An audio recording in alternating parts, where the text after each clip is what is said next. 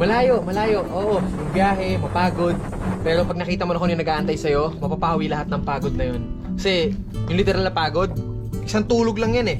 Kinabukasan, full charge ka na ulit eh, di ba? Pero yung pagkakataon na makakita o magkaroon ka ng bagong oportunidad para pasahin yung sarili mo, yung pamilya mo, may hindi mo na mababalik yun pag pinalampas mo. Kasi di ba, walang may alam kung bukas nandito pa ba tayo. Kaya hanggat gumigising ka pa, sulitin mo lahat ng gising na yun. Dahil darating ang araw na hindi mo na magagawa yun. Nasa sayo eh, kung ano pipiliin mo, uubusin mo yung lakas mo sa kakatunganga sa bahay o uubusin mo yung lakas mo sa mga makabuluhang bagay. Huwag ka mag-alala kasi kahit saan dyan, may mararating ka.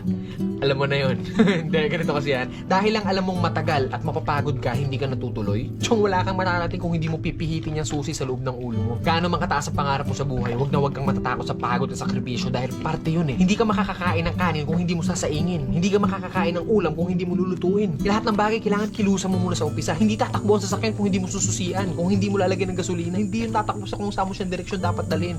Kailangan kumilos ka. Kailangan ng lakas mo para marating mo kung ano yung gusto mong marating sa buhay.